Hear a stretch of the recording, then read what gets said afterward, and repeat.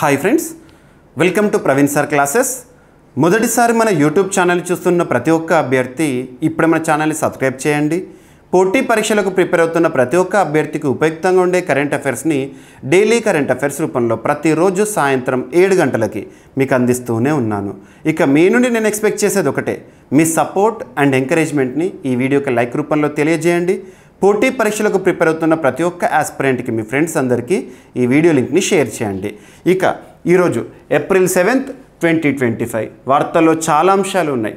ఒక్కొక్క టాపిక్ గురించి in detail discussion చేసే ముందు నిన్నటి డైలీ కరెంట్ అఫైర్స్ వీడియోలో నేను ఇచ్చిన ప్రశ్నకి వివరణతో కూడిన సమాధానాన్ని చూద్దాము. సమ్మిట్కి సంబంధించి క్వశ్చన్ అడిగాను. వార్తలు నిలుస్తున్న సదస్సులు, సమావేశాలు, సమ్మిట్స్, కాన్ఫరెన్సెస్ ఏవైతే ఉంటాయో వాటిపైన ప్రత్యక్ష శ్రద్ధను చూపండి. ఎగ్జామినేషన్ పాయింట్ ఆఫ్ వ్యూలో వాటికి సంబంధించి థీమ్ ఏంటి, ఇలాంటి క్వశ్చన్స్ని మనం ఎక్స్పెక్ట్ చేయొచ్చు. ఇక్కడ అబ్జర్వ్ చేస్తే రీసెంట్గా ఏప్రిల్ 4th, 2025 రోజున థాయిలాండ్ రాజధాని బ్యాంకాక్ వేదికగా బిమ్స్టెక్ 6వ శిఖరాగ్ర సదస్సు అనేది జరిగింది. ఆ సదస్సుకు సంబంధించి థీమ్ ఏంటి అన్నాను. అభ్యర్థులు అలర్ట్గా ఉండండి. ఇలాంటి టాపిక్స్ని చదివేటప్పుడు థీమ్స్ కానివ్వండి, లేదంటే డేస్ అండ్ థీమ్స్కి సంబంధించి కానివ్వండి, సూపర్లేటివ్స్ కానివ్వండి, బుక్స్ అండ్ ఆథర్స్ గురించి చదివేటప్పుడు కానివ్వండి, ఏ లాంగ్వేజ్లో అయితే మీరు ఆ పేర్లను చూస్తారో అదే లాంగ్వేజ్లో గుర్తుపెట్టుకోవాలి. ఎట్టి పరిస్థితుల్లో ట్రాన్స్లేట్ చేయకండి, ఓకేనా? ఇక్కడ అబ్జర్వ్ చేస్తే థీమ్ వచ్చేసి prosperous, resilient and open BIMSTEC అనేది థీమ్. మనం ఈ టాపిక్ని ఏప్రిల్ 2nd, 2025 రోజునే డైలీ కరెంట్ అఫైర్స్ వీడియోలో మీతో డిస్కస్ చేశాను. మళ్ళీ లాస్ట్ డే మనం అబ్జర్వ్ చేస్తే ఈ సదస్సులో తీసుకున్న కీలక నిర్ణయాలు, భారత్ చేసిన ప్రకటనలు ఏంటి, ఇవన్నీ కూడా డిస్కస్ చేసేసాము. ఏదైనా ఒక సదస్సు వార్తల్లోకి వచ్చిందంటే సదస్సు పేరు చూడండి, అట్ ద సేమ్ టైం ఎవరు నిర్వహిస్తున్నారు, ఎక్కడ నిర్వహిస్తున్నారు, దానికి సంబంధించిన థీమ్ ఏంటి, ఎట్ ద సేమ్ టైం ఆ సదస్సు ముగిసిన తర్వాత, ఆ సమావేశాలు ముగిసిన తర్వాత అందులో అవుట్కమ్ ఏంటి, అందులో తీసుకున్న కీలక నిర్ణయాలు ఏంటి, ఏమైనా డిక్లరేషన్స్ ఉన్నాయా, ఇలాంటివి చూడాల్సి ఉంటుంది, ఓకేనా? ఇక బిమ్స్టెక్ గురించి మనం చాలాసార్లు వింటూనే ఉన్నాము. ఇక్కడ అబ్జర్వ్ చేస్తే 1997లో ఏర్పాటైన కూటమి, బ్యాంకాక్ డిక్లరేషన్ ఆధారంగా ఈ క్రింది వాటిలో ఏ కూటమి ఏర్పాటైంది అంటారు? బిమ్స్టెక్. ఇక్కడ ప్రధాన కేంద్రం వచ్చేసి Dhaka, Bangladesh. At the same time ఇందులో 7 దేశాలు సభ్యత్వాన్ని కలిగి ఉన్నాయి. సభ్య దేశాలు ఏంటని అడగవచ్చు: బంగ్లాదేశ్, భూటాన్, భారత్, మయన్మార్, నేపాల్, శ్రీలంక, థాయిలాండ్. మరి బిమ్స్టెక్ దీని యొక్క ఫుల్ ఫామ్ ఏంటి అంటారు? Bay of Bengal initiative for multi sectoral technical and economic cooperation. గుర్తుపెట్టుకోండి, బిమ్స్టెక్ ఫుల్ ఫామ్ ఏంటి అని అడుగుతారు, ఓకేనా?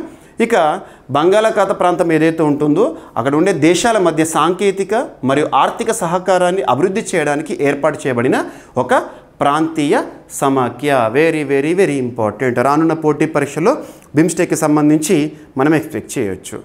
అండ్ ఆస్పిరెంట్స్ చాలా వరకు ఆన్సర్ ఇస్తున్నారు. కామెంట్ బాక్స్లో చాలామంది ఆస్పిరెంట్స్, వీడియో చూస్తున్న ఆస్పిరెంట్స్ కామెంట్ ఇస్తున్నారు, ఆన్సర్స్ ఇస్తున్నారు. చాలా హ్యాపీగా ఉన్నాను.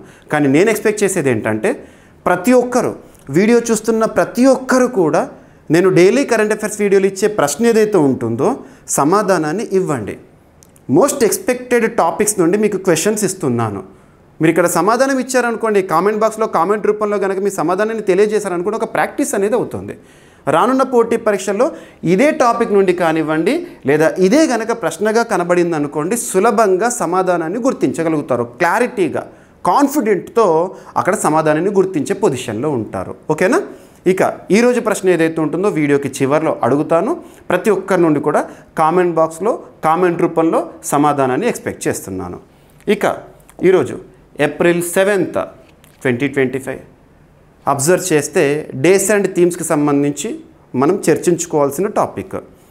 ఏప్రిల్ 7th మనం ప్రతి ఏటా కూడా ఎలా జరుపుకుంటాము, ఎలా సెలబ్రేట్ చేసుకుంటామంటే వరల్డ్ హెల్త్ డేగా జరుపుకుంటాం, ప్రపంచ ఆరోగ్య దినోత్సవంగా జరుపుకుంటాం. ఏ రోజు? April 7th. మరి ఎందుకు జరుపుకుంటాం? మీకు ఏదైనా డేస్ అండ్ థీమ్స్కి సంబంధించి టాపిక్ని డిస్కస్ చేసేటప్పుడు దానికి సంబంధించి చరిత్రను చెప్తున్నాను. ఇక్కడ అబ్జర్వ్ చేస్తే 1948 ఇయర్లో 1948 సంవత్సరంలో WHO వరల్డ్ హెల్త్ ఆర్గనైజేషన్ అనేది స్థాపితమైంది. WHO వరల్డ్ హెల్త్ ఆర్గనైజేషన్, ప్రపంచ ఆరోగ్య సంస్థ అంటాం. ఇటీవల తరచూ వార్తల్లోకి వస్తుంది. ముఖ్యంగా అమెరికా విషయంలో వార్తల్లోకి వచ్చింది. అమెరికాస్ ఎగ్జిట్ ఫ్రమ్ WHO అని చెప్పేసేసి. ఓకేనా? సో ఇక్కడ అబ్జర్వ్ చేస్తే WHO ఏ రోజున స్థాపితం? ఏప్రిల్ 7th 1948 రోజున. సో ఈ డేని ప్రతి ఏటా కూడా మనం వరల్డ్ హెల్త్ డేగా సెలబ్రేట్ చేసుకుంటున్నాం. మరి WHO యొక్క ప్రధాన కేంద్రం ఎక్కడ? Geneva, Switzerland. ముఖ్యంగా కరోనా విపత్కర పరిస్థితుల కాలంలో, కరోనా అంటేనే మనకు 2020 గుర్తొస్తుంది, 2020 అంటేనే కరోనా గుర్తొస్తుంది. కరోనా విపత్కర పరిస్థితుల కాలంలో దాదాపు సంవత్సరం పొడవునా 2020, 2021 అప్పటి నుండి మొదలు పెడితే ఇప్పటి వరకు ఎక్కువసార్లు వార్తల్లోకి వచ్చిన ఒక అంతర్జాతీయ సంస్థగా మనం WHOని చూస్తున్నాము. WHOకి సంబంధించి ప్రస్తుతం చీఫ్గా ఎవరు విధులు నిర్వర్తిస్తున్నారంటే టెడ్రోస్ అదనం ఏ దేశానికి సంబంధించిన వారని అడుగుతారు? ఇథియోపియా. అతను ఇథియోపియన్, గుర్తుపెట్టుకోండి. కొన్ని సందర్భాల్లో క్వశ్చన్ అడుగుతారు. కొన్ని ప్రముఖ సంస్థలకు సంబంధించి చీఫ్ ఎవరైతే ఉంటారో వారు ఏ దేశానికి సంబంధించిన వారని కూడా క్వశ్చన్స్ అడుగుతున్నారు. ఓకేనా? సో ఈ పాయింట్స్ గుర్తుపెట్టుకోండి. మరి డేస్ అండ్ థీమ్స్ చదివేటప్పుడు మనం ఎక్కువగా దేనిపైన ఫోకస్ చేయాలి? థీమ్. మరి ఈ సంవత్సరం ఇవ్వబడిన థీమ్ ఏంటో చూడాలి. థీమ్ వచ్చేసేసి హెల్దీ బిగినింగ్స్, హోప్ఫుల్ ఫ్యూచర్స్ అనేది theme. Healthy beginnings, hopeful futures. థీమ్ని ఎప్పుడు కూడా ట్రాన్స్లేట్ చేయకండి. ఓకేనా? మీకు ప్రతిసారి చెప్తున్నాను. Yes, the day of 7th April marks the anniversary of the founding of World Health Organization in 1948. ఓకేనా? సో ఇక్కడ అబ్జర్వ్ చేస్తే ఏప్రిల్ 7వ తేదీని మనం ప్రపంచ ఆరోగ్య సంస్థకి సంబంధించి స్మరిస్తూ ఆ స్థాపితమైన తేదీ ఏదైతే ఉంటుందో ఆ తేదీని ఏప్రిల్ 7ని 1950 నుండి జరుపుకుంటున్నాం. 1948 ఏప్రిల్ 7th రోజునేమో WHO ప్రారంభమైంది, స్థాపితమైంది. ఆ ఏప్రిల్ 7ని ప్రపంచ ఆరోగ్య దినోత్సవంగా ఎప్పటి నుండి జరుపుకుంటామని ఎగ్జామినేషన్ పాయింట్ ఆఫ్ వ్యూ అడిగారు అనుకోండి, 1950 నుండి జరుపుకుంటున్నాం, సరిపోతుంది. ఓకేనా? ఎస్. సో నెక్స్ట్ టాపిక్ వచ్చేసి వక్ఫ్. లాస్ట్ 2024 ఇయర్ నుండి అయితే ఈ టాపిక్ రెగ్యులర్గా రిపీటెడ్గా వార్తల్లోకి వస్తుంది. రానున్న ఏ పోటీ పరీక్ష అయినా, ఏ స్థాయి పోటీ పరీక్ష అయినా ఈ టాపిక్ నుండి క్వశ్చన్ రావచ్చు. ఇక్కడ టాపిక్ వచ్చేసి ఏ బిల్ బికేమ్ యాక్ట్. వక్ఫ్ అమెండ్మెంట్ బిల్ అనేది చట్ట రూపంలోకి వచ్చింది, ఉమీద్ పేరుతో వచ్చింది. ఇక్కడ పాలిటీ పాయింట్ ఆఫ్ వ్యూలో మన కాన్స్టిట్యూషన్కి సంబంధించి కొన్ని ఆర్టికల్స్ చూద్దాము. దేశంలోనే అత్యున్నత చట్టం మన రాజ్యాంగం.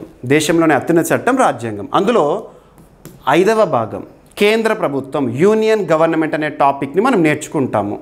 ఏ ఆర్టికల్ నుండి ఆర్టికల్ వరకు? ఆర్టికల్ 52 నుండి 151 వరకు. ఆర్టికల్ 52 నుండి 151 వరకు. ప్రత్యేకత ఏంటి? Largest party in Indian constitution. అందులో ఈ 5వ భాగంలో ఆర్టికల్ 111 ఏం తెలుపుతుంది? ఇది ఇక్కడ లింక్ చేసుకోవాలి. మనకు దేశంలోనే అత్యున్నత చట్టసభ అంటే పార్లమెంట్. పార్లమెంట్లో ద్విసభ విధానం ఉంది, బైకామరలిజం అనేది ఉంది. పార్లమెంట్లో లోక్సభ ఉంది, రాజ్యసభ ఉంది. ఏదైనా ఒక బిల్లు ఇరు సభల ఆమోదం పొందిన తర్వాత, అంటే లోక్సభ రాజ్యసభ ఆమోదం పొందిన తర్వాత, రాష్ట్రపతి ఆమోదం తర్వాతే, రాష్ట్రపతి దానిపైన సంతకం చేస్తేనే, సింపుల్గా వాడుక భాషలో చెప్పాలంటే రాష్ట్రపతి ఆమోదిస్తేనే చట్ట రూపంలోకి వస్తుంది. సో ఆర్టికల్ 111 ఏం చెప్తుందంటే a bill becomes act after assent from president of India. అంటే భారత రాష్ట్రపతి ఒక బిల్లు పైన సంతకం చేస్తేనే లేదా ఆ బిల్లుని ఆమోదిస్తేనే చట్ట రూపంలోకి వస్తుంది. సో సింపుల్గా గుర్తుపెట్టుకోండి. ఇక రాజ్యాంగంలో 3వ భాగం ప్రాథమిక హక్కుల గురించి మనం నేర్చుకుంటాం. ఆర్టికల్ 12 నుండి 35 వరకు. అందులో రైట్ టు రిలీజియస్ ఫ్రీడమ్స్. అందులో భాగంగా ఆర్టికల్ 25, 26, 27, 28 నేర్చుకుంటాం కదా. ఇక్కడ 26ని లింక్ చేసుకోండి. రిలీజియస్ ప్రాక్టీసెస్ ఏవైతే ఉంటాయో అందులో భాగంగా. ఎట్ ద సేమ్ టైం పార్లమెంట్కి సంబంధించిన అంశం కదా. రీసెంట్గా జేపీసీ తరచూ వార్తల్లోకి వస్తున్నాయి. జేపీసీ జాయింట్ పార్లమెంటరీ కమిటీలు అంటాము. 1 నేషన్ 1 ఎలక్షన్ విషయంలో అధ్యయనం చేయడానికి పార్లమెంటు జేపీసీని వేసింది పిపి చౌదరి గారి ఆధ్వర్యంలో. లాస్ట్ ఇయర్ 2024 ఇయర్లోనే వక్ఫ్ అమెండ్మెంట్ రిలేటెడ్ టాపిక్ పైన అధ్యయనం చేయడానికి పార్లమెంట్ వేసిన జేపీసీ ఎవరి ఆధ్వర్యంలో? Jagdambika Pal. Jagdambika Pal. Examination point of వ్యూలో ఇంపార్టెంట్ పాయింట్స్ ఇవి. Jagdambika Pal BJP senior MP. ఓకేనా, JPC headed by Jagdambika Pal. ఇదొకటి. ఎట్ ద సేమ్ టైం గత చట్టం వక్ఫ్ రిలేటెడ్గా భారతదేశంలో అమల్లో ఉన్న చట్టం ఏంటంటే వక్ఫ్ యాక్ట్ 1995. దాని స్థానంలో వక్ఫ్ అమెండ్మెంట్ యాక్ట్ అనేది అమల్లోకి తీసుకురావడం జరిగింది. సింపుల్గా దానికి ఉద్దేశించిన బిల్ ఏదైతే ఉంటుందో ఇప్పుడు చట్టరూపంలోకి వచ్చింది కదా, గెజెట్ వచ్చింది కదా, April 5th రోజున వచ్చింది. మరి కొత్త చట్టం ఏదైతే ఉందో, సవరణ చట్టం ఏదైతే ఉంటుందో ఏ పేరుతో వచ్చింది అంటే ఉమీద్. ఉమీద్ అంటే ఏంటంటే unified Waqf management empowerment efficiency and development. Unified Waqf management empowerment efficiency and development. So Waqf సవరణ చట్టం ఏ పేరుతో అమల్లోకి వచ్చింది అంటారు? ఉమీద్. గుర్తుపెట్టుకోండి. ఓకేనా. ఇక్కడ వక్ఫ్ అనే పదానికి అర్థం మీ అందరికీ తెలిసే ఉంటుంది, రెగ్యులర్గా వింటూనే ఉన్నారు. వక్ఫ్ అంటే డొనేటెడ్ ప్రాపర్టీ. ఇస్లాం మత సిద్ధాంతం ఆధారంగా, ఇస్లాం చట్టాల ఆధారంగా ఏదైనా దానం చేసే ప్రాపర్టీ ఉంటుంది కదా, ఆ ప్రాపర్టీని, డొనేటెడ్ ప్రాపర్టీని వక్ఫ్గా పిలుస్తారు. వక్ఫ్, WAQF. మరి ఆ ప్రాపర్టీ ఏదైనా కావచ్చు, ల్యాండే కావచ్చు, ఇల్లే కావచ్చు, ఏదైనా వస్తువే కావచ్చు, మతం కోసం వాళ్ళ మత సిద్ధాంతాల్లో భాగంగా పర్మనెంట్ బేసిస్లో దానం ఇచ్చేది. మరి దాన్ని కంట్రోల్ చేయడానికి జాతీయ స్థాయిలో, రాష్ట్ర స్థాయిలో ప్రత్యేకంగా వక్ఫ్ బాడీస్ అనేవి ఉంటాయి. ఏదైనా వక్ఫ్ ప్రాపర్టీ విషయంలో వివాదం చెలరేగింది అనుకోండి, వక్ఫ్ ట్రిబ్యునల్స్ అనేవి పరిష్కరించేవి. ఆ ట్రిబ్యునల్స్ ఇచ్చే వర్డిక్ట్, తీర్పు ఏదైతే ఉంటుందో దాన్ని ఏ న్యాయస్థానంలో కూడా సవాలు చేయరాదు. అటువంటి విషయాల్లో ఇక ట్రాన్స్పరెన్సీ రావాలి. వక్ఫ్ విషయంలో, వక్ఫ్ ప్రాపర్టీల విషయంలో ట్రాన్స్పరెన్సీ రావాలి. At the same time women empowerment, ఇక్కడ ఎంపవర్మెంట్ అంటున్నాయి కదా, మహిళలకి కూడా భాగస్వామ్యం కల్పించాలి వక్ఫ్ బాడీస్లలో. At the same time non ముస్లిమ్స్కి కూడా వక్ఫ్ బాడీస్ ఏవైతే ఉంటాయో అందులో ప్రత్యేకంగా మెంబర్స్గా ఇక చూడొచ్చు. ఇలాంటి అంశాలన్నీ కూడా కొత్తగా తీసుకొచ్చిన సవరణ చట్టం ఏదైతుందో అందులో. అండ్ టెక్నాలజీ, ప్రస్తుతం మారుతున్న కాలానికి అనుగుణంగా మనం కూడా టెక్నాలజీ వైపు పయనిస్తున్నాము. ఇప్పటి నుండి వక్ఫ్ ప్రాపర్టీస్ ఏవైతే ఉంటాయో వాటన్నిటిని కూడా రిజిస్టర్ చేయడం కానివ్వండి, అంటే ఆన్లైన్లో రిజిస్టర్ చేయాలి, దానికోసం ప్రత్యేకంగా పోర్టల్ని తీసుకురావడము, టెక్నాలజీ ఆధారంగా వక్ఫ్ ప్రాపర్టీస్ ఏవైతే ఉంటాయో వాటన్నిటిని కూడా మానిటర్ చేయడము, ఇవన్నిటి కోసం ఉద్దేశించబడింది వక్ఫ్ సవరణ బిల్లు. ఆ బిల్లు కాస్త రీసెంట్గా రాష్ట్రపతి ఆమోదంతో, ద్రౌపది ముర్ము గారి ఆమోదంతో చట్ట రూపంలోకి వచ్చింది. ఇలా చట్ట రూపంలోకి వస్తే గెజెట్ అనేది రిలీజ్ అవుతుంది. ఓకేనా. So clear. సో వక్ఫ్ అంటే ఏంటి, కరెంట్ పాలిటీ పాయింట్ ఆఫ్ వ్యూలో సింపుల్గా డిస్కస్ చేశాను. దీని గురించి ఇంకా ఇన్డెప్త్ డిస్కషన్ అనేది కావాలి, అందుకోసం నేను స్పెషల్ వీడియోని కూడా మీకు అందించే ప్రయత్నం చేస్తాను. ఓకేనా. సో సరిపోతుంది. ఇక నెక్స్ట్ వచ్చేసి రీసెంట్గా మణిపూర్ తరచూ వార్తల్లోకి వస్తుంది. మణిపూర్లో ఫిబ్రవరి 13th రోజున ఆర్టికల్ 356ని విధించారు.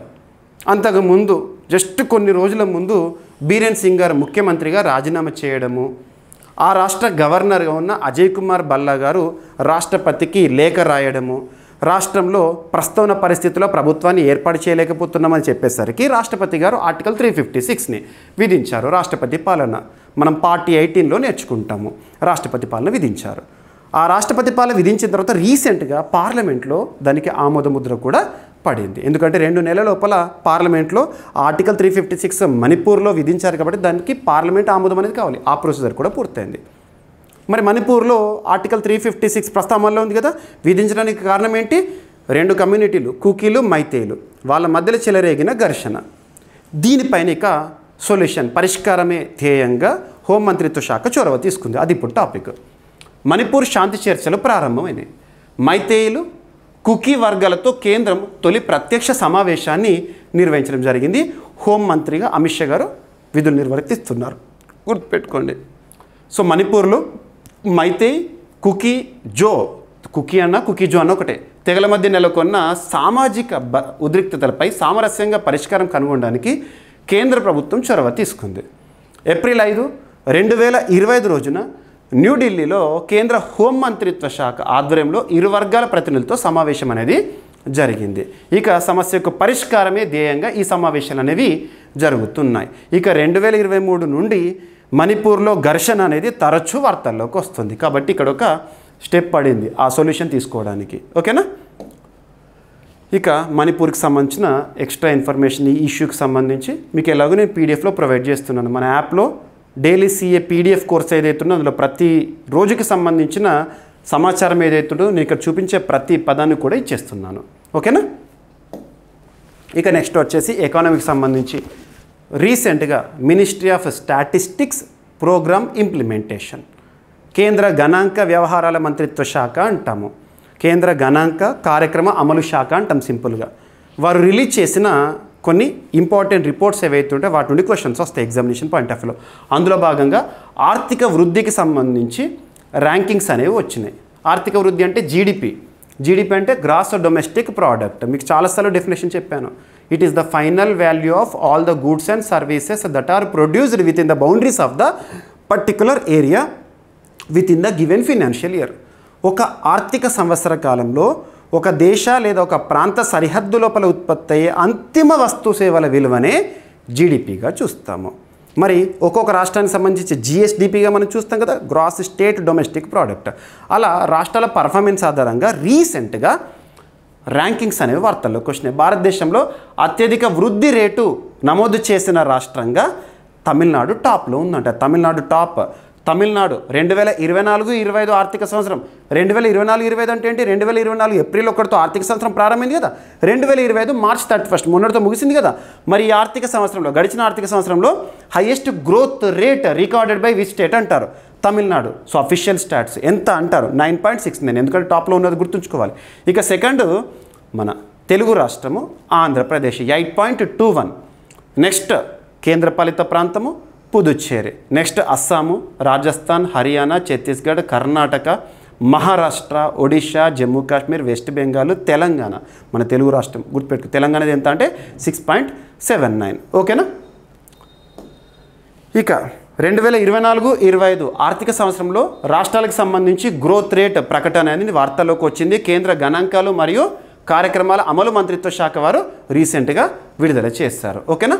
గుర్తుపెట్టుకోండి. ఎగ్జామినేషన్ పాయింట్ ఆఫ్ వ్యూలో మన ఆంధ్రప్రదేశ్ రాష్ట్రము సెకండ్ పొజిషన్లో ఉంది కాబట్టి ఫోకస్ చేయాలి. ఓకేనా. ఇక మన ఆంధ్రప్రదేశ్ సంబంధించి సెకండ్ పొజిషన్లో ఉంది కాబట్టి మరికొన్ని గణాంకాలు. ఏపీ స్థూల రాష్ట్ర ఉత్పత్తి స్థిర ధరల ప్రకారం. స్థిర ధరలు అంటే మనకు జీడిపి క్యాలిక్యులేట్ చేసేటప్పుడు కరెంట్ ప్రైజెస్, కాన్స్టాంట్ ప్రైజెస్ అనే పదాన్ని వాడతాం. స్థిర ధరలు, ప్రస్తుత ధరలు అని చెప్పేసేసి. స్థిర ధరలు అంటే బేస్ ఇయర్ ఆధారంగా కొలిచేది.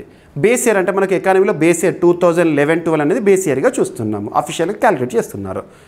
ప్రస్తుత ధరలు ఏంటంటే ఏదో కాలానికి సంబంధించిన నంబర్స్ని ఆధారంగా చేసుకొని కాకుండా ఇన్ఫ్లేషన్ పెరుగుతున్న కొద్ది కూడా ఇన్ఫ్లేషన్ని కూడా క్యాలిక్యులేట్ చేస్తూ మనం జీడిపిని కనుక కొలిచామనుకోండి దాన్ని ప్రస్తుత ధరలు అంటాము. ఇన్ఫ్లేషన్ కాకుండా ఒకానొక కొలమానం ఆధారంగా ప్రస్తుతం గ్రోత్ రేట్ని చూసామనుకోండి దాన్ని స్థిర ధరల్లో అంటారు. సో ఇక్కడ అబ్జర్వ్ చేస్తే స్థిర ధరల ఆధారంగా, బేస్ ఇయర్ ఆధారంగా. సో చూస్తే 2023-24లో ఏపీకి సంబంధించిన జిఎస్డిపి 7,99,400 కోట్ల రూపాయలు. అప్పుడు వృద్ధి రేట్ వచ్చేసేసి 6.19%. ఇక 2024-2025లో AP GSDP gross state domestic product వచ్చేసేసి 8,60,13 కోట్ల రూపాయలు. వృద్ధి రేట్ వచ్చేసేసి 8.21. దేశంలో సెకండ్ పొజిషన్. సో క్లియర్, గుర్తుపెట్టుకోండి. ఇక next same report ministry of statistics programme implementation వారు విడుదల చేసిన మరికొన్ని గణాంకాలు. ఇక్కడ తలసరి ఆదాయం విషయంలో, తలసరి ఆదాయంలో పెరుగుదల, ద్రవ్యోల్బణం ఆధారంగా రాష్ట్రాల ర్యాంకులు. ద్రవ్యోల్బణం ఆధారంగా అంటే ఏంటి? ప్రస్తుత ధరల్లో అన్నాడు సింపుల్గా. ఇక్కడ బేసియర్తో సంబంధం లేదు, ప్రస్తుత ధరల ఆధారంగా ర్యాంకింగ్స్. సో ఇక్కడ అబ్జర్వ్ చేస్తే తలసరి ఆదాయం పర్ క్యాపిటా ఇన్కమ్ అంటాం. So per capita income. So ప్రస్తుత ధరల ప్రాతిపదికన గతేడాది కంటే రాష్ట్రాల ఆదాయ వృద్ధి గణాంకాలు అనేవి మనం చూస్తున్నాము. సో దేశవ్యాప్తంగా గత ఏడాది కంటే ప్రస్తుత ధరల ఆధారంగా అత్యధిక తలసరి ఆదాయ వృద్ధి రేటు నమోదు చేసిన రాష్ట్రాల్లో ఆంధ్రప్రదేశ్ 3వ స్థానంలో ఉంది. టాప్ 3లో ఉంది కాబట్టి మనం ఆంధ్రప్రదేశ్ని హైలైట్ చేస్తున్నాను. టాప్ 3లో ఉన్నవి ఎప్పుడైనా ఇంపార్టెంట్. తెలంగాణ ఉంటే తెలంగాణ చెప్పేవాడిని, ఏపీ ఉంటే ఏపీ చెప్తాను. సో ఆంధ్రప్రదేశ్ తలసరి ఆదాయ వృద్ధి రేటు వచ్చేసేసి 11.89% అంట. మరి హైయెస్ట్ ఎవరు మొదటి స్థానంలో ఎవరున్నారంటే తలసరి ఆదాయ వృద్ధి రేటు విషయంలో ప్రస్తుత ధరల ఆధారంగా తమిళనాడు టాప్లో ఉంది. గుర్తుపెట్టుకోండి 13.58% వృద్ధితో. ఇక రెండవ స్థానం వచ్చేసేసి కర్ణాటక 12.09. సో ఏపీ వచ్చేసి థర్డ్. ఎగ్జామినేషన్లో గుర్తుపెట్టుకోండి, జీడిపి లేదా జిఎస్డిపి గ్రోత్ రేట్ విషయంలో అయితేనేమో ఏపీ సెకండ్. అదే పర్ క్యాపిటల్ ఇన్కమ్ కనుక తీసుకున్నాం అనుకోండి ఏపీ థర్డ్. ఓకేనా? తలసరి ఆదాయం అంటే ఏంటంటే ఒక వ్యక్తికి ఒక సంవత్సరానికి లభించే సగటు ఆదాయంగా చెప్పవచ్చు. సో ఇక్కడ చూడండి ఏ రాష్ట్రంది ఎలా ఉంది అని చెప్పేసి అబ్జర్వ్ చేయొచ్చు. తెలంగాణ ఏమో 11వ స్థానంలో ఉంది, ఏపీ ఏమో 3వ స్థానంలో ఉంది. సరిపోతుంది. ఈ నెంబర్ చూడండి ఎనఫ్. ఓకేనా? సో తలసరి ఆదాయం వచ్చేసి 2024-25 ఆర్థిక సంవత్సరంలో ఆంధ్రప్రదేశ్ తలసరి ఆదాయం వచ్చేసి 2,66,240 రూపాయలు. ఇక నెక్స్ట్ వచ్చేసేసి పని విషయంలో, పని గంటల విషయంలో పురుషులు మహిళల మధ్య కంపారిజన్ వ్యత్యాసం ఎలా ఉంది అని చెప్పే నివేదిక. So same report. సో పురుషులు మహిళల పని గంటల తేడా అనేది ఎలా ఉంది? ఓకేనా? సో ఉత్తరప్రదేశ్లో మహిళలు పురుషుల కంటే 72% తక్కువ పని చేస్తున్నారంట ఉత్తరప్రదేశ్ రాష్ట్రంలో. సో పురుషులు ఎంతైతే వర్క్ చేస్తారో వారితో కంపేర్ చేస్తే మహిళలు చేసే పని ఏదైతే ఉంటుందో ఆ పని గంటలు ఏవైతే ఉంటాయో 72% అనేది తక్కువనంట పని సమయము. ఇక బీహార్లో ఆ తేడా అనేది 71.6% ఉందంట. ఇక ఢిల్లీ అండ్ కేరళ విషయంలో కేవలం 22% ఉంది. వ్యత్యాసం అత్యల్పంగా ఉన్న ప్రాంతం ఏదంటే గోవా. అంటే సింపుల్గా చెప్పాలంటే పురుషులతో సరిసమానంగా పని సమయం అనేది మహిళలు ఆల్మోస్ట్ దగ్గరికి వచ్చారన్నట్టు పని సమయం విషయంలో. ఓకేనా? ఇక గ్రామీణ మరియు పట్టణ ప్రాంతాల్లో ఎలా ఉంది ఏజ్ గ్రూప్స్లో? 15 నుండి 59 ఏళ్ల వారి విషయంలో గ్రామీణ ప్రాంతాల్లో ఉపాధి కోసం సగటున 424 నిమిషాలు రోజుకి పనిచేస్తున్నారంట. 424 నిమిషాలు. సో గ్రామీణ ప్రాంతాల్లో ఈ ఏజ్ గ్రూప్లో సగటు ఉపాధి కోసము. ఇక పట్టణ ప్రాంతాల్లో వచ్చేసి సేమ్ ఏజ్ గ్రూప్లో ఉపాధి కోసము 494 నిమిషాలు పర్ డే పనిచేస్తున్నారంట. గుర్తుపెట్టుకోండి. ఇక విభిన్న రాష్ట్రాల్లో పని గంటలు ఎలా ఉన్నాయి? సో పని గంటలు ఇక్కడ అబ్జర్వ్ చేస్తే సగటు పని గంటలు పర్ డే 9.5 అవర్స్. ఎక్కడ? ఢిల్లీ కేంద్రపాలిత ప్రాంతం రాజధాని. హర్యానా వచ్చేసి 8.2 hours. Tamil Nadu, Odisha, Bihar, Madhya Pradesh 8 hours per day పని గంటలు, అన్ని గంటలు పనిచేస్తున్నారు ఉపాధి కోసం. ఓకేనా? రాజస్థాన్ 7 గంటలు. ఇక సర్వే ఎవరు చేస్తారు? Ministry of statistics programme implementation వారు. సర్వే పేరు టైమ్ యూజ్ సర్వే 2025. ఎలా సమయం అనేది ఉంది వ్యత్యాసం కానివ్వండి, ఎంత కష్టపడుతున్నారని చెప్పేసేసి. భారతదేశ సగటు పని సమయం వచ్చేసి ఇండియాకి సంబంధించి 455 మినిట్స్ పర్ డే. భారతదేశంలో సగటున పని చేసే సమయం ఎంత చేస్తున్నారటంటే ఇంత, లేదా 7.5 గంటలు. ఓకేనా? అత్యధిక పని సమయం ఉన్న రాష్ట్రం లేదా కేంద్రపాలిత ప్రాంతం ఢిల్లీ. అత్యల్ప లింగ తేడా ఉన్న రాష్ట్రం, పురుషులతో సమానంగా సమయము మహిళలు పనిచేస్తున్నారు. ఎక్కడ? గోవా. ఓకేనా? ఇక నెక్స్ట్ మనం తరచూ జిఐ ట్యాగ్స్ అనే అంశాన్ని వార్తల్లో చూస్తున్నాం. రీసెంట్గా తెలంగాణ రాష్ట్రంలో 18th జిఐ ట్యాగ్ పొందిన ప్రోడక్ట్గా చపాటా మిర్చి గురించి చూసాము వరంగల్కి సంబంధించి. అండ్ గుజరాత్ రాష్ట్రానికి సంబంధించి ప్రత్యేకంగా ఒక బ్లాక్ ప్రింట్ ఏదైతే ఉంటుందో సౌదాగిరి బ్లాక్ ప్రింట్ చూసాము.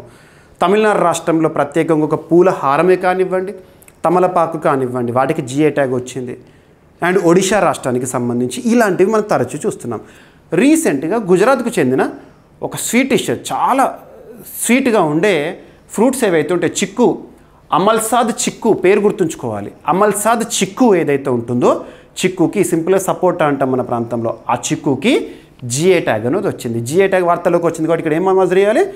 GI tag geographical indication tag, భౌగోళిక గుర్తింపు. ఏదైనా ఒక ప్రాంతానికి వస్తువు ఆధారంగా, ఒక వస్తువుకి ప్రాంతం ఆధారంగా ప్రత్యేక గుర్తింపుని ఇవ్వడం. ఏ చట్టం ఆధారంగా? Geographical indication of goods registration and protection act 1999 ఆధారంగా జాగ్రఫికల్ ఇండికేషన్స్ రిజిస్ట్రీ అనే సంస్థ, చెన్నై కేంద్రంగా పనిచేసిన సంస్థ జిఐ ట్యాగ్ని వస్తువులకు మంజూరు చేస్తుంది. ఓకేనా? చాలా ప్రత్యేకత. మరి ఇలాంటి ప్రోడక్ట్స్కి ప్రాంతంలోనే కాదు, దేశంలోనే కాదు, అంతర్జాతీయ స్థాయిలో సిగ్నిఫికెన్స్ అనేది వస్తుంది. ఎక్స్పోర్ట్ చేస్తూ ఉంటారు. అలా ఎక్స్పోర్ట్ చేయడంలో తరచు ఏ సంస్థ వార్తల్లోకి వస్తుంది? APEDA, agriculture and processed foods exports development authority, which is the organisation working under ministry of commerce. గుర్తుపెట్టుకోండి. ఓకేనా? భారతదేశంలో జిఐ ట్యాగ్ పొందిన మొట్టమొదటి ప్రోడక్ట్ వచ్చేసేసి డార్జిలింగ్ టీ. ఇవన్నీ గుర్తుపెట్టుకోండి. ఎస్. సో ప్రత్యేకంగా గుజరాత్ రాష్ట్రం విషయంలో ఒక చిక్కు, సపోటా జిఐ ట్యాగ్ అనేది రావడం జరిగింది. అలా గుజరాత్ రాష్ట్రం నుండి ఆహార ఉత్పత్తులు గతంలో ఏమేమి ఉన్నాయని చెప్పేసి ఇక్కడ మెన్షన్ చేశాను, ఎక్స్ట్రా ఇన్ఫర్మేషన్. ఇక తగ్గుతున్న భారతదేశ జనాభా వృద్ధి రేటు అని చెప్పేసి రిజిస్ట్రార్ ఆఫ్ పాపులేషన్ వారు విడుదల చేసిన కొన్ని గణాంకాలు. భారతదేశంలో పాపులేషన్ గ్రోత్ రేట్ అనేది తగ్గబోతోందని ప్రెడిక్షన్స్ ఇక్కడ. సో ఇక్కడ చూస్తే భారతదేశంలో సెన్సస్ కానివ్వండి, పాపులేషన్ రిలేటెడ్ ఇష్యూస్ కానివ్వండి ఏ మంత్రిత్వ శాఖ పరిధిలో ఉంటాయంటే ministry of home affairs.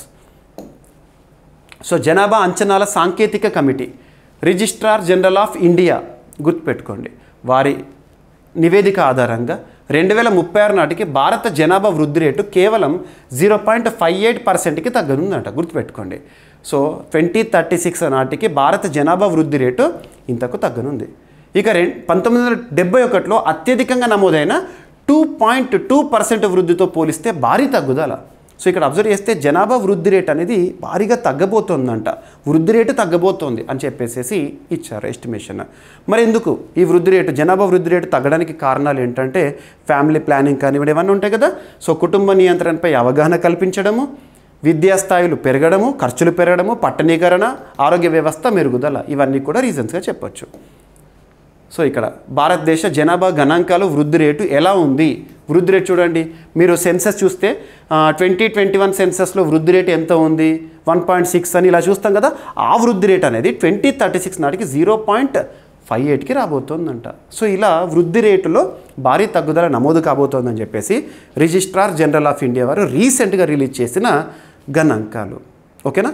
So ఇది అఫీషియల్గా మనకు రిజిస్ట్రార్ జనరల్ ఆఫ్ ఇండియా అనేది భారత ప్రభుత్వం ఆధ్వర్యంలో పనిచేసిన సంస్థ కాబట్టి వీళ్ళ గణాంకాలు కూడా ఇంపార్టెంటే. ఓకేనా. ఇక ఇంకా కొన్ని విషయాలు ఏంటంటే ఈ రిపోర్ట్లో వృద్ధుల జనాభా 60 ఏళ్ళు పైబడి గణనీయంగా పెరుగుతోంది, వృద్ధుల జనాభా పెరుగుతోంది. ఓకేనా. Study of senior citizens gerontology, సామాజిక భద్రత ఆరోగ్య సేవలపై ఒత్తిడి వస్తుంది. ఇక పనిచేసే వయస్సు జనాభా 15 to 59 2036 వరకు అధిక శాతంగా ఉంటుందట. డెమోగ్రాఫిక్ డివిడెండ్గా ఉపయోగపడే అవకాశం. డెమోగ్రాఫిక్ డివిడెండ్ అంటే వర్కింగ్ పాపులేషన్ ఎక్కువగా ఉండదు సింపుల్గా. ఓకేనా. పట్టణ జనాభా 2011లో 31.15% ఉంటే 2036 నాటికి 45.61%కి పెరుగుతుందంట. అంటే భారతదేశంలో పట్టణ జనాభా పెరగబోతోంది. ఎలాగో అర్బనైజేషన్ మనం చూస్తున్నాం. ఈరోజు గ్రామీణ ప్రాంతాల నుండి చాలా వరకు కూడా ఉన్నత ఉపాధి అవకాశాల కోసం కానివ్వండి, ఉన్నత చదువుల కోసం కానివ్వండి, పిల్లలతో పాటు తల్లిదండ్రులు కూడా అర్బన్ ఏరియాస్లో స్థిరపడిపోతున్నారు. సో అర్బన్ పాపులేషన్ అనేది పెరుగుతుంది. ఇక గ్రామీణ జనాభా అనేది అర్బన్ జనాభా పెరుగుతూ ఆటోమేటిక్గా గ్రామీణ జనాభా రూరల్ ఏరియాస్లో పాపులేషన్ అనేది తగ్గుతుంది. ఓకేనా. ఇది ఇక నెక్స్ట్ వచ్చేసేసి రీజనల్ రూరల్ బ్యాంక్స్. మనకు రీజనల్ రూరల్ బ్యాంక్స్కి సంబంధించి చట్టం ఏ సంవత్సరంలో వచ్చిందని అడగవచ్చు. 1976 గుర్తుంచుకోవాలి. మీకు రీసెంట్గా ఎంఎస్ఎంఈ నూతన వర్గీకరణ అమల్లోకి వచ్చింది April 1, 2025 ఇలాంటి అంశాలు చెప్పినప్పుడు చట్టాలు చెప్తున్నాను. MSME development act 2006. ఇక్కడ రీజనల్ రూరల్ బ్యాంక్స్ ప్రాంతీయ బ్యాంకులు అంటాము. సో ప్రాంతీయ బ్యాంకులు అనేది ఏ చట్టం ఆధారంగా అని కూడా అడగవచ్చు. 1976 నాబార్డ్ 1982 శివరామన్ కమిటీ సిఫార్సుల మేరకు ఇటువంటివి ఇంపార్టెంట్ ఎకనంలో అడుగుతారు. ఓకేనా. ఇక రీసెంట్గా కేంద్ర ప్రభుత్వం ఒకే రాష్ట్రం ఒకే ఆర్ఆర్బి రీజనల్ రూరల్ బ్యాంక్స్ విధానాన్ని అమలు చేయనున్నట్టుగా సమాచారము. మనము ముఖ్యంగా కేంద్రంలో బీజేపీ ప్రభుత్వం వచ్చిన తర్వాత 1 nation 1 tax, 1 nation 1 education system, ఇలా చాలా 1 నేషన్ 1 ఎలక్షన్స్ రీసెంట్గా వార్తల్లోకి వస్తుంది. 1 నేషన్ 1 ఫ్లాగ్, ఆర్టికల్ 370 రిపీల్ ఇలాంటివి చూస్తున్నాము. సో ఇక్కడ అబ్జర్వ్ చేస్తే ఒకే దేశం ఒకే ఆర్ఆర్బి. ప్రాంతీయ గ్రామీణ బ్యాంకుల ఏకీకరణకు కీలక రోడ్ మ్యాప్ సిద్ధం చేసింది ఆర్థిక వ్యవహారాల శాఖ వారు. కేంద్ర ఆర్థిక శాఖ త్వరలో ఒకే రాష్ట్రం ఒకే ఆర్ఆర్బి విధానాన్ని అమలు చేయనుందంట. దేశవ్యాప్తంగా ఉన్న 43 ప్రాంతీయ గ్రామీణ బ్యాంకుల సమర్థ నిర్వహణ కోసం ఈ ఏకీకరణ చేపడుతుంది. మనం చూస్తున్నాం బ్యాంకుల విలీనం అని చెప్పేసి నేషనల్ బ్యాంక్స్ ఏవైతే వాటన్నిటిని మర్జన్ అనేది కూడా మనం చూసాము. ఓకేనా. సేమ్ అలాగే ఆర్ఆర్బీసా. మరి ఎందుకు ఈ విలీనం అనేది ఎందుకు ఒకే విధం తీసుకొచ్చేది ఎందుకంటే ఖర్చుల తగ్గింపు, కాస్ట్ రేషనలైజేషన్ ఒకటి, నెక్స్ట్ వనరుల సమర్థ వినియోగం ఒకటి, నెక్స్ట్ విత్తపరమైన స్థిరత. ఇప్పటి వరకు 3వ విడత ఆర్ఆర్బీ ఏకీకరణ అనేది పూర్తయిన తర్వాత త్వరలో 4వ విడత కార్యాచరణ అనేది ప్రారంభమవుతుందంట. రీజనల్ రూరల్ బ్యాంక్స్ యాక్ట్ ఏ సంవత్సరం అంటారు? 1976. ఓకేనా. ఇక ఎక్స్ట్రా ఇన్ఫర్మేషన్. ఇక రీజనల్ రూరల్ బ్యాంక్స్లో వాటాదారులు ఎలా ఉంటారంటే 50% రిజర్వ్ బ్యాంక్ ఆఫ్ ఇండియా ఉంటుంది. ఇది కంపోజిషన్ గుర్తుంచుకోవాలి. రీజనల్ రూరల్ బ్యాంక్ కంపోజిషన్ 50% ఏమో రిజర్వ్ బ్యాంక్ ఆఫ్ ఇండియా, భారతదేశంలో బ్యాంకులకే బ్యాంక్. 35% సంబంధిత స్పాన్సర్ బ్యాంక్ ఉంటుంది. స్పాన్సర్ బ్యాంక్స్ ఉంటాయి, స్టేట్ బ్యాంక్ ఆఫ్ ఇండియా అలాంటివి స్పాన్సర్స్ బ్యాంక్స్గా ఉంటాయి. ఇక 15% ఏమో రాష్ట్ర ప్రభుత్వాలు ఉంటాయి. క్లియర్? ఇక డిఫెన్స్కి సంబంధించి మనం లాస్ట్ వీక్లో ఒక టాపిక్ డిస్కస్ చేశాము, ఐకీమే అని చెప్పేసేసి. ఐకీమే అంటే Africa India key maritime engagement. Africa India key maritime engagement అని చెప్పేసేసి మొట్టమొదటిసారి భారత్ 10 ఆఫ్రికా ఖండంలోని 10 దేశాలతో ఒక నావికాదళ విన్యాసం అని చెప్పేసేసి భారత్ టాంజానియా సంయుక్తంగా దారెసలాం ప్రాంతంలో ఏప్రిల్ 5th స్టార్ట్ అయింది ఆ విన్యాసం. వాటి గురించి డిస్కస్ చేసాం. ఇక్కడ దానికి అనుబంధంగా ఈ టాపిక్ ఐఓఎస్ సాగర్ని రీసెంట్గా రక్షణ శాఖ మంత్రి ఐఓఎస్ సాగర్ని రక్షణ శాఖ మంత్రి రాజ్నాథ్ సింగ్ గారు లాంచ్ చేయడం జరిగింది. చూడండి, భారతదేశం వ్యూహాత్మకంగా హిందూ మహాసముద్ర భద్రతపై తన దృష్టిని మరింత పదునుపరుస్తోంది. అందులో భాగంగా ఏప్రిల్ 5th 2025 రోజున రక్షణ మంత్రి రాజ్నాథ్ సింగ్ గారు కర్ణాటకలోని కార్వార్ నావికా స్థావరంలో ఇండియన్ ఓషన్ షిప్ సాగర్ నౌకను ప్రారంభించారు. లేదంటే ఐఎన్ఎస్ సునైనా అన్న కూడా ఒకటే. ఓకేనా? ఈ నౌకను ప్రాంతీయ సమగ్ర భద్రత, మనకు సాగర్ అంటే ఏంటి, security and growth for all in the reason, ముఖ్యంగా ఇండియన్ ఓషన్ ఉంటుంది కదా, ఆ ప్రాంతంలో దీవి దేశాలు ఉంటాయి కదా, ఆ దేశాలతో పరస్పర సహకారం కోసము. ఓకేనా? గుర్తుపెట్టుకోండి. ఎస్. ఇక నెక్స్ట్, దేశంలో యురేనియం తవ్వకాల్లో ఏపీ అగ్రస్థానంలో ఉందంట. దేశంలో యురేనియం తవ్వకాల్లో ఏపీ అగ్రస్థానము. ఇక్కడ అబ్జర్వ్ చేస్తే మనం యురేనియం అనేది ఎక్కువగా న్యూక్లియర్ ఎనర్జీ వీటిలో వాడుతాము. యు సింబల్గా చూపిస్తాము. 92 అనేది atomic number. Uranium atomic number ఎంత అని అడగవచ్చు. దేశవ్యాప్తంగా యురేనియం తవ్వకాలు ప్రధానంగా 4 రాష్ట్రాల్లోనే జరుగుతున్నాయి అట. యురేనియం తవ్వకాలు ఏంటా రాష్ట్రాలు అంటే ఆంధ్రప్రదేశ్, జార్ఖండ్, రాజస్థాన్, కర్ణాటక. ఈ పేరే గుర్తుంచుకోండి. భారతదేశంలో యురేనియం విషయంలో ఏ రాష్ట్రాలు ఎక్కువగా వార్తల్లోకి వస్తాయంటే 4 రాష్ట్రాలు: ఆంధ్రప్రదేశ్, జార్ఖండ్, రాజస్థాన్, కర్ణాటక. రీసెంట్గా కేంద్ర అణుశక్తి విభాగం వారు ఒక రిపోర్ట్ ఇచ్చారు. గత 4 సంవత్సరాల్లో దేశంలో యురేనియం ఆక్సైడ్ ఉత్పత్తి సగటున 21,000 టన్నుల కంటే ఎక్కువగా ఉందంట. అయితే 2024-25 ఆర్థిక సంవత్సరం రీసెంట్గా ముగిసింది కదా, ఆర్థిక సంవత్సరం డిసెంబర్ వరకు దేశంలో కేవలం 7,378 టన్నులు మాత్రమే ఉత్పత్తి అయిందంట. ఇక్కడ మార్చి వరకు తీసుకోలేదు, 2025 మార్చి వరకు తీసుకోలేదు. 2024-25 ఆర్థిక సంవత్సరము డిసెంబర్ వరకు తీసుకుంటే ఇంత ఉత్పత్తి అయిందంట. అందులో ఇక గత 5 సంవత్సరాల యురేనియం ఉత్పత్తిలో అత్యధిక భాగం ఏపీ నుంచే వచ్చిందంట. ఏపీ నుంచే. ఓకేనా? ఇక సంవత్సరం ఉత్పత్తి ఏ విధంగా ఉందని చెప్పేసి ఇక్కడ నంబర్స్ ఇవ్వడం జరిగింది. ఇక యురేనియం ఆక్సైడ్ అణుశక్తి ఉత్పత్తిలో ఉపయోగించే ప్రాథమిక ఇంధనం. ఇది న్యూక్లియర్ రియాక్టర్లో ఇంధనంగా పనిచేస్తుంది. యురేనియం మనకు యురేనియము, థోరియము ఇవి ఇంపార్టెంట్. థోరియం ఏమో మోనోజైడ్ శాండ్ రూపంలో ఉంటుంది, Kerala. Uranium corporation of India limited uranium తవ్వకాలను నిర్వహించే ప్రభుత్వ సంస్థ. ఆంధ్రప్రదేశ్లో కడప జిల్లా పులివెందుల పరిసరాల్లో యురేనియం ఖనిజాలు అధికంగా ఉన్నాయి. ఇది ఇంపార్టెంట్. ఇక భారత అణుశక్తి శాఖ దేశీయ తవ్వకాల ద్వారా దిగుమతులపై ఆధారం తగ్గించుకునేందుకు ప్రత్యేకంగా ఆసక్తి కనబరుస్తుంది.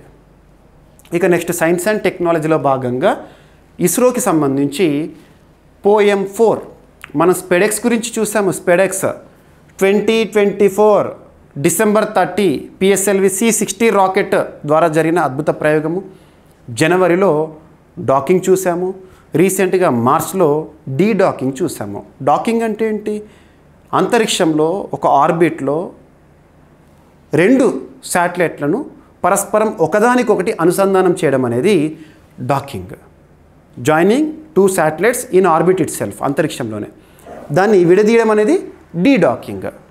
ఇటువంటి ప్రయోగం చేసిన ప్రపంచంలో 4వ దేశంగా భారత్ నిలిచింది. ఇవన్నీ మనం డిస్కస్ చేసిందే. అందులో భాగంగా కామన్గా ప్రస్తుతం మనం ఏం చేస్తున్నాం అంటే ఏదైనా శాటిలైట్ పంపితే నిర్ణీత కాలం, కొంతకాలం మాత్రమే దాని నుండి మనకు సేవలు అందుతాయి. టెక్నాలజీ సేవలు ఇవన్నీ కూడా. ఆ తర్వాత కాలం చెల్లిన తర్వాత అది స్పేస్ డెబ్రిస్గా, అంతరిక్ష చెత్తగా మిగిలిపోతుంది. క్లియర్? మరి ఇటువంటి పరిస్థితి ఉండకూడదు, అంతరిక్ష చెత్తగా మిగిలిపోవద్దు అని చెప్పేసి ఇస్రో చేసిన పరిశోధన విజయవంతమైంది. ఇక్కడ అబ్జర్వ్ చేస్తే భూ వాతావరణంలోకి పోఎం-4 అంతరిక్ష వ్యర్థాల నిర్వహణలో ఇస్రో మరోసారి తన నైపుణ్యాన్ని చాటింది. Polar satellite launch vehicle PSLV C-60 అంటే మనము స్పెడెక్స్ గుర్తుకొస్తుంది కదా, ద్వారా ప్రయోగించిన POEM 4 PSLV orbital experimental module. ఇది ఉపయోగించిన తర్వాత అంతరిక్షంలో వ్యర్థంగా ఉండకుండా దాన్ని భూమి వాతావరణంలోకి తిరిగి తీసుకురావడంలో ఇస్రో సక్సెస్ అయింది. ఇదే ఇక్కడ ప్రయోగము. ఏప్రిల్ 4 ఉదయం 8 గంటలకు హిందూ మహాసముద్రంలో దాన్ని సురక్షితంగా పడేశామని ఇస్రో చెప్పింది. దీనివల్ల అద్భుతం ఏంటంటే మనం ఈ పిఎస్ఎల్వి C60 ద్వారా ప్రయోగం ఏదైతే ఉంటుందో, స్పెడెక్స్ ఏదైతే ఉంటుందో, అందులో భాగంగా పోయం 4 ఏదైతే ఉంటుందో అంతరిక్ష చెత్తలా మిగిలిపోకుండా ఉండిపోయింది. ఓకేనా? ఎస్. ఇక నెక్స్ట్ పోయం 4 యొక్క ఎక్స్ట్రా ఇన్ఫర్మేషన్ కానివ్వండి, ఇవన్నీ కూడా ఇచ్చాను. సో వార్తల్లో వ్యక్తులు మరియు అవార్డ్స్. సైకత శిల్పి అంటాం. సైకత శిల్పులు అంటే ఎవరంటే శాండ్ ఆర్ట్స్ ఉంటాయి కదా, మీరు ఎప్పుడైనా చూడండి. బీచ్ వెంట బీచ్ ఇసుక ఉంటుంది కదా, అక్కడ ఇసుకలో మంచి మంచి కళాఖండాలను తీర్చిదిద్దుతారు ఇసుకతోనే, నైపుణ్యం. అటువంటి ఒక సైకత శిల్పి, మన భారత సైకత శిల్పి మొట్టమొదటిసారి ఒక ప్రతిష్టాత్మక పురస్కారాన్ని అంతర్జాతీయ స్థాయిలో గెలుపొందారు. అంతర్జాతీయ గౌరవం భారతీయ సైకత శిల్ప కళాకారుడికి ఎవరిచ్చారో ఏ పురస్కారం చూస్తే సరిపోతుంది. పేరుగాంచిన భారతీయ సైకత శిల్పి సుదర్శన్ పట్నాయక్ తనకి ఫ్రెడ్ డారింగ్టన్ షాండ్ మాస్టర్స్ అవార్డు బ్రిటన్లో అందజేయబడింది. ఈ పురస్కారం 2025 అంతర్జాతీయ సైకత శిల్పోత్సవం సందర్భంగా ఇంగ్లాండ్లో ఇచ్చారు. పురస్కారాన్ని వెమౌత్ మేయర్ జాన్ ఓరెల్ గారు అందజేశారు. సో ఇక్కడ సైకత రంగంలో ఇచ్చే ప్రత్యేకము. ఈ కార్యక్రమంలో సుదర్శన్ ప్రపంచ శాంతి అనే సందేశంతో 10 అడుగుల వినాయకుడి ఇసుక శిల్పాన్ని ఆవిష్కరించారంట. ఓకేనా? ఈ అవార్డు బ్రిటిష్ సైకత శిల్ప కళాకారుడు ఫ్రెడ్ డారింగ్టన్ స్మరణార్థంగా, గుర్తుంచుకోండి, ఎవరి జ్ఞాపకంగా అంటారు. ఏదైనా పురస్కారం వచ్చిందంటే ఎవరి స్మారకార్థం, ఎవరి గౌరవార్థం ఇస్తారంటారు. సో ఇతని పేరు, ఇతను ఎవరు, ఏ దేశానికి సంబంధించిన వారు, తన జ్ఞాపకార్థము ఇచ్చే ఒక ప్రతిష్టాత్మక పురస్కారానికి ఈ సంవత్సరం మన భారతీయ సైకత శిల్పి ఎంపిక కావడం జరిగింది. గుర్తుపెట్టుకోండి. ఓకేనా? ఎస్. అవార్డు పేరేంటి, అట్ ద సేమ్ టైం ఎక్కడ జరిగింది ఆ టోర్నీ లేదా ఆ ఈవెంట్ ఎక్కడ జరిగింది, సో తను మన పట్నాయక్ గారు ఆవిష్కరించిన శిల్పం ఏంటి, పాల్గొన్నవారు దాదాపు ప్రపంచవ్యాప్తంగా 65 మంది అంతర్జాతీయ నైపుణ్యాలు కలిగిన సైకత శిల్పులు. ఓకేనా? ఈ పురస్కారం గెలుచుకున్న మొట్టమొదటి భారతీయుడిగా చరిత్రలోకి ఎక్కాడు. ఇక నెక్స్ట్ వచ్చేసి క్రీడలకు సంబంధించి. సో జపాన్ గ్రాండ్ ప్రీ, రీసెంట్గా జపాన్ వేదికగా జరిగిన ఫార్ములా 1 రేస్ ఏదైతే ఉంటుందో నిన్నటి రోజున తరచూ వార్తల్లోకి వచ్చే మ్యాక్స్ వెర్స్టాపెన్ గెలుచుకోవడం జరిగింది. Max Verstappen Japan grand pre విజేతగా. సో ప్రస్తుతం అయితే చాలా ఫామ్లో రెగ్యులర్గా మనం చూస్తున్నాం. ఒక 10 గ్రాండ్ ప్రీ ఈవెంట్స్ జరిగితే అందులో కనీసం 7-8 ఇతనే గెలుచుకుంటున్నాడు. సో మ్యాక్స్ వెర్స్టాపెన్ రీసెంట్గా జపాన్ గ్రాండ్ ప్రీ విజేతగా నిలిచాడు. తను ఏ దేశానికి చెందినవారంటే నెదర్లాండ్స్ సంబంధించినవాడు. ఓకేనా? ఎస్. ఇక ఏపీకి సంబంధించిన 2 టాపిక్స్ ఉన్నాయి. ఒకటి వచ్చేసేసి నివాసం అనే ఒక యాప్ లాంచింగ్ అనేది వార్తల్లోకి వచ్చింది. సో రాష్ట్ర మంత్రిగా ఉన్న నారాయణ గారు రీసెంట్గా విడుదల చేశారు నివాసం యాప్. ఉద్దేశం ఏంటి, మరి దేనికోసము ఇక్కడ అబ్జర్వ్ చేస్తే machine for elimination of poverty in municipal ఏరియాస్లో భాగంగా, machine for elimination of poverty in municipal areas. ఇక్కడ అబ్జర్వ్ చేస్తే ఆంధ్రప్రదేశ్ రాష్ట్ర ప్రభుత్వం రీసెంట్గా రాష్ట్రాన్ని పేదరిక వ్యవస్థ లేని రాష్ట్రంగా, పేదరిక నిర్మూలన రాష్ట్రంగా తీర్చిదిద్దేందుకు P4 విధానం ఇలాంటివి చూస్తున్నాం. ఇక్కడ అర్బన్ ఏరియాస్లో నివసించే వారు ఎవరైతే ఉంటారో వారి కోసం ఉద్దేశించబడిన ప్రత్యేకమైన యాప్. సో ఇక్కడ చూడండి, నగర గుడిసెలు అంటే అర్బన్ ఏరియాస్లో పునరావాసకి డిజిటల్ పర్యవేక్షణ వ్యవస్థ అనేది రావడం జరుగుతుంది.